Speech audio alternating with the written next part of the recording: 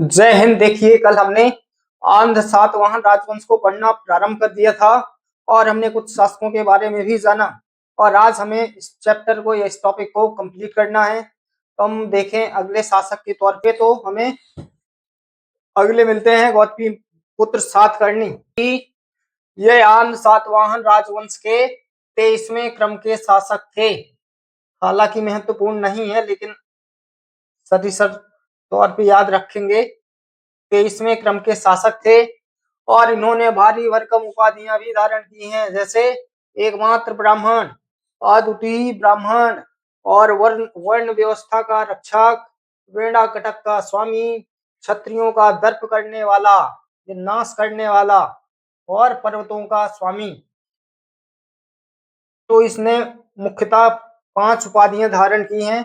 एकमात्र ब्राह्मण, अद्वितीय ब्राह्मण, वर्ण व्यवस्था का रक्षक, वेणा कटक का स्वामी।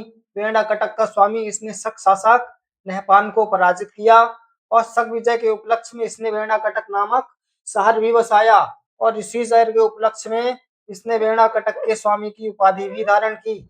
आगे हम देखें तो क्षत्रियों का दर्प करने वाला, ये भी इसकी उपाधि है। और पर्वतों का स्वामी पूछता है उपाधि, एग्जामिनर पूछता है दोस्तों।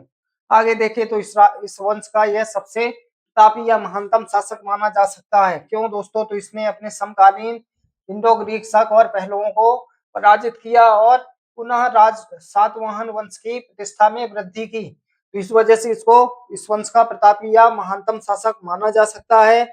और इसने शक विजय के उपलक्ष्य में वेणा कटक नामक शहर बसाया और इसी उपलक्ष्य में इसने वेणा कटक के स्वामी की उपाधि धारण की। हम देखते हैं कि इसने दक्षिणा पथ पर भी प्रभुत्व स्थापित किया है और दक्षिण में इसने आंध्र प्रदेश तक अपनी सीमा का विस्तार किया।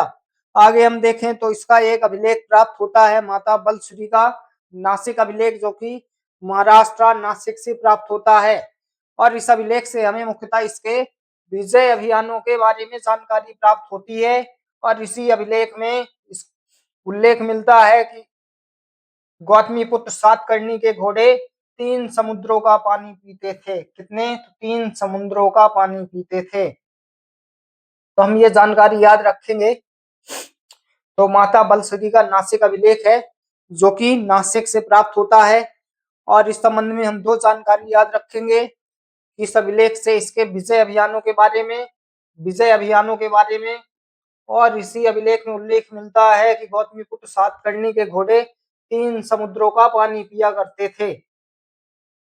आगे देखें तो शक शासक नहपान को भी इन्होंने पराजित किया और इसकी पुष्टि हमें जोगलथम्बी से प्राप्त 13,250 सिक्कों से प्राप्त पुष्टि होती है। क्यों? तो शक शासक इन्होंने नहपान को पराजित किया। इसकी जानकारी हमें कहाँ से होती है? तो जोगलथम्बी से हमें शक शासक नहपान के 13,250 सिक्के प्राप्त होते हैं, जिसको गौतमीपुत्र सातकर्णी ने पुनः अंकित करवाया। तो इससे हमें इनके शक विजय की जानकारी प्राप्त होगी। आगे देखें तो इसने वेणा कटक शहर बसाया और इसी उपलक्ष्य में इसने वेणा कटक के स्वामी की उपाधि धारण की। तो ये रहे वशिष्ठी पुत्र पुलुवामी, जो कि आंध्र सातवाहन शासक हैं। इनके संबंध में हम याद रखेंगे, इनकी हमें मुख्यतः 3 उपाधियां देखने को मिलती हैं। कितनी? तो 3। एक तो आंध्र का शासक महत्वपूर्ण है, और दक्षिणापथेश्वर और नौनगर का स्वामी। तो हम वशिष्ठी पुत्र पुलवामी के संबंध में 3 उपाधियां याद रखेंगे। आंध्र का शासक, नौनगर का स्वामी और दक्षिणापथेश्वर। आगे देखें तो इसी के शासनकाल में हमें अमरावती बौद्ध स्तूप का भी निर्माण हुआ है। और यह एकमात्र सातवाहन शासक है दोस्तों, जिसका उल्लेख हमें अमरावती लेख से प्राप्त होता है।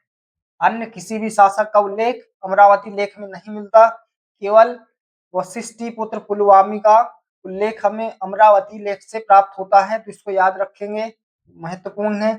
और ये नहपान के समकालीन भी था।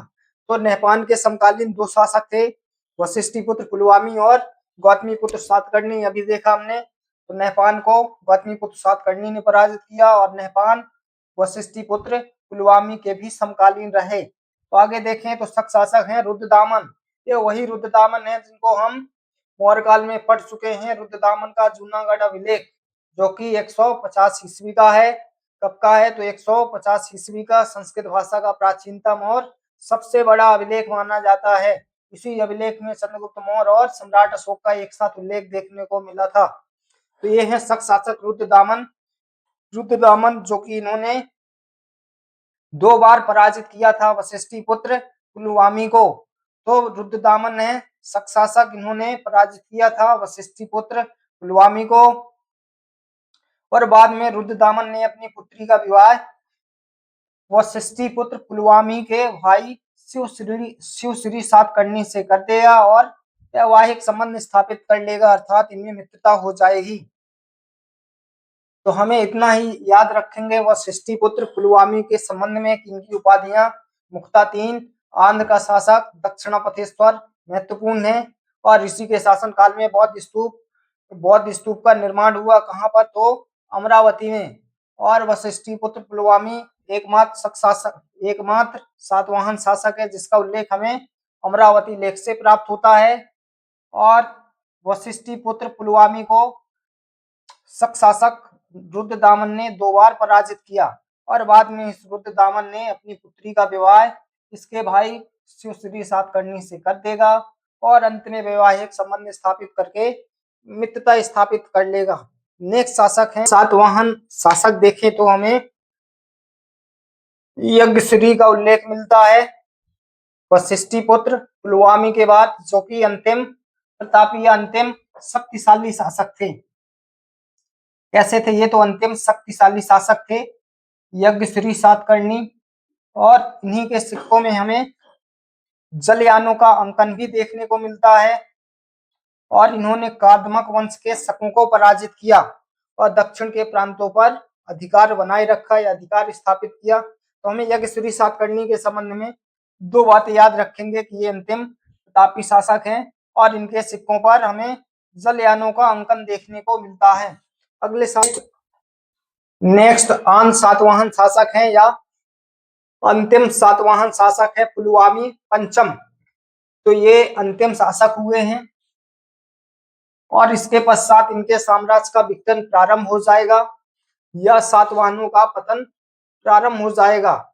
और हम अंत में देखेंगे तो इसके पश्चात विभिन्न स्थानों पर कई छोटे छोटे राज्यों का भी उदय होगा। जैसे कि महाराष्ट्र में विदर्भ है तो विदर्भ में वाकाटक राजवंश और दक्षिणी महाराष्ट्र में आभीर राजवंश का उदय होगा। तो वहीं आंध्र प्रदेश में हमें इक्ष्वाकु राजवंश और कुंतल जो कि कर्नाटक में है तो कुंतल में कदम राजवंश का उदय होता है। तो पुलवामी पंचम जो कि अंतिम सातवाहन शासक हैं, इनके पश्चात सातवाहन साम्राज्य का विघटन प्रारंभ हो जाएगा और कई छोटे छोटे राज्यों का उदय होगा। जैसे विदर्भ में वाकाटक, दक्षिणी महाराष्ट्र में आभीर वंश, तो आंध्र प्रदेश में इक्ष्वाकु राजवंश, तो वहीं कुंतल में जो कि कर्नाटक में है तो कदम्ब वंश की स्थापना होगी। तो हम आगे देखेंगे कदम्ब वंश। हमें कुछ एक्स्ट्रा जानकारी में देखें तो सातवाहनों ने ही सर्वप्रथम सीसे या पोटीन के सिक्के जारी किए। किसके? सीसे या पोटीन के सिक्के सातवाहनों ने ही जारी किए। ऐसे याद रखेंगे, सातवाहन, सीसे। सीसे के सर्वप्रथम सिक्के इन्होंने ही जारी किए। और सातवाहनों ने उत्तर और दक्षिण के मध्य सेतु का कार्य किया है। कैसा कार्य किया है? मध्यस्थता का कार्य किया है उत्तर और दक्षिणी राज्यों के मध्य। और सर्वप्रथम इन्होंने ही भूमि दान की ब्राह्मणों को, हम पढ़ चुके हैं कि नानाघाट अभिलेख प्राप्त होता है हमें और इस अभिलेख को प्राचीनतम अभिलेखी साक्ष्य माना जाता है या भूमि अनुदान का प्राचीनतम अभिलेखी साक्ष्य माना जाता है।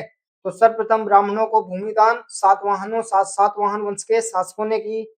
और इसी सातवाहन के शासन काल में हमें सामंतवादी व्यवस्था भी प्रारंभ होती है जिसका पूर्णतः विकास हमें गुप्त काल में देखने को मिलता है।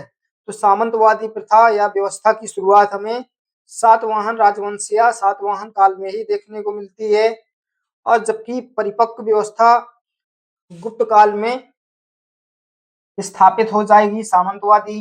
तो सामंतवादी क्या है? तो यह